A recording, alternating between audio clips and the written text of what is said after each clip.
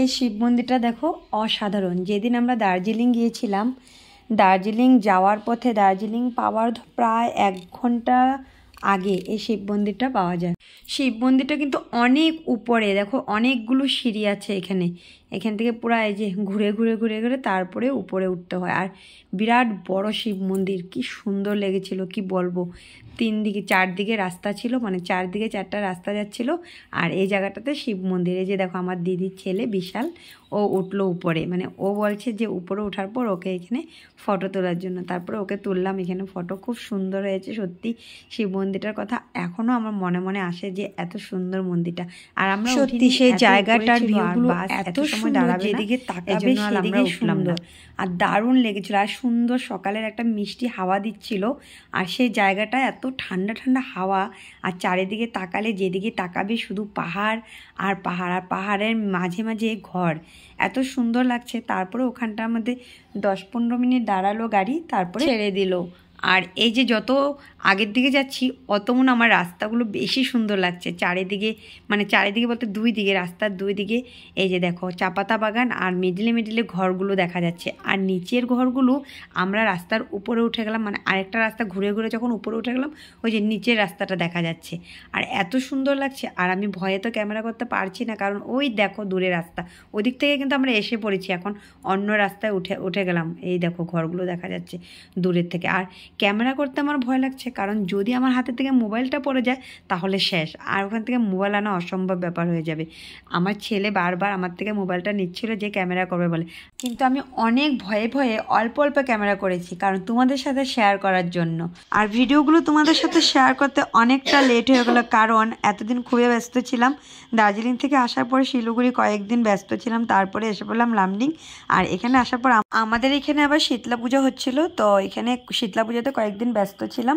তো এখন মায়ের পূজাও শেষ হয়ে গেল, তারপরে ভাবছি না এখন ভিডিওগুলো একটু একটু করে শেয়ার করব তোমাদের সাথে। আর এই যে দেখো দেখতে দেখতে আমরা দার্জিলিং এসে পড়লাম। আমাদের বাসটা যেখানে থামলো ওখান থেকে আমাদের হোটেলটা আরেকটু দূরে ছিল, তাই একটু সময় আমাদের হেঁটে হেঁটে যেতে লাগলো। আর এখানে যে রাস্তার ডগিগুলো ছিল এত কিউট ছিল, একটার থেকে একটা কিউট ডগি ছিল, আর এত ভদ্র ছিল। ওদের সামনে দিয়ে যাচ্ছি কিন্তু একটা আওয়াজ দেয়নি, সুন্দরভাবে তাকিয়েছিল। আমি তো ভাবছি বাহ, বেশ ভালো তো ওরা। হেঁটে হেঁটে হোটেলের দিকে যেতে যেতে দেখো এদিকে আরেকটা ট্রেন এসে পড়লো, টয় ট্রেনগুলো।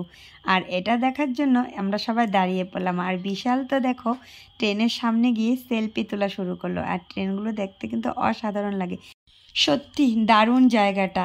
একই রাস্তাতে দেখো কি সুন্দর, একদিকে ট্রেন যাচ্ছে, আরেক দিকে গাড়ি যাচ্ছে, আবার আরেক দিকে মানুষও যাচ্ছে। তো এই যে দেখো আমাদের হোটেল এসে পড়লো, হিমালয়া হোটেল। আর আমরা সবাই এক এক করে হোটেলে ঢুকে পড়লাম।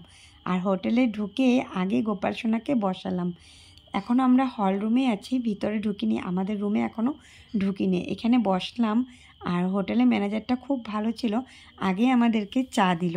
এখানে বসে চাটা খেয়ে তারপরে আমাদের রুমে গেলাম। রুম এখনও আমরা দেখিনি, আমাদেরকে রুম দেখিয়ে দিবে আমাদের রুম কোনটা, তারপর আমরা রুমে যাব। আর এখানকার আসার সাথে সাথে এত ঠান্ডা লাগলো ভাবতে পারিনি। আর গোপাল সোনার এদিকে টুপিটা খুলে গেল। আর আমাদের ছোট্ট বাবা গোপাল সোনাকে আগে টুপিটা পরিয়ে দিচ্ছে, বলছে গোপাল বাবার ঠান্ডা লেগে যাবে। এদিকে আমাদেরকে তো গরম গরম চা এনে দিয়ে দিল, কিন্তু চায়ের সাথে টা কিছু দিল না। তো আমাদের ব্যাগে ছিল বিস্কিট, এই বিস্কিটগুলো বের করে আমরা চায়ের সাথে খেয়ে নিলাম, কারণ এখানটা আর কিছুই ছিল না খাওয়ার মতন। আর এখানের খাবারগুলোর কথা তো বলে লাভই নেই, একদম আগুনের মতো দাম খাওয়ার জিনিসগুলো। যেটা কিনবে তুমি সেটারে প্রচুর দাম। দামের কথা তো ছাড়ো, ঠিকই আছে দাম হবে এরকম জায়গায়, কিন্তু খাওয়াগুলো একদম খাওয়া যাচ্ছে না এরকম খাওয়া, মানে কোনো রকম খেয়ে দিয়ে দিন কাটানো আর কি। এখানে মানে ওদের তো ভালোই লাগে, ওরা এরকম খাওয়া খেয়ে অভ্যাস, কিন্তু আমাদের ভালো লাগে না, কারণ আমরা এরকম খাওয়া খেয়ে অভ্যাস নেই, এই জন্য আমাদের ভালো লাগে না। আর এই যে দেখো আমাদের রুমে এসে পড়লাম। রুমে এসে আমি রুমের ভিতরে ঢোকার পর এত ঠান্ডা ছিল, আর হালকা হালকা রৌদ্র দিচ্ছিল, এই জন্য আমি আগে জানলার পর্দাগুলো সরিয়ে দিলাম ঘরে রৌদ্র ঢোকার জন্য। এই যে আমার দিদি বসে পড়লো।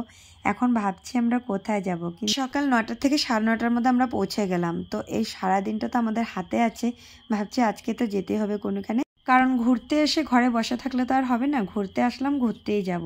আর আমাদের রুমটা যেখানে, এখানে দাঁড়িয়ে দাঁড়িয়ে রুমের ভিতর থেকেই দেখো কি সুন্দর দেখা যায় ট্রেনগুলো যাচ্ছে। আর এই ট্রেনটা যাচ্ছিলো, আমি একটু ট্রেনটাকে ক্যামেরাবন্দি করে নিলাম।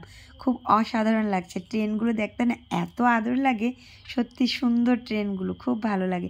আগে দেখেছিলাম মোবাইলে বা টিভিতে দেখেছিলাম, এত সামনে থেকে তো দেখিনি। তো সামনে থেকে দেখার পর অসাধারণ লেগেছে। আর এখন আমরা প্রোগ্রাম করছি কোথায় যাব।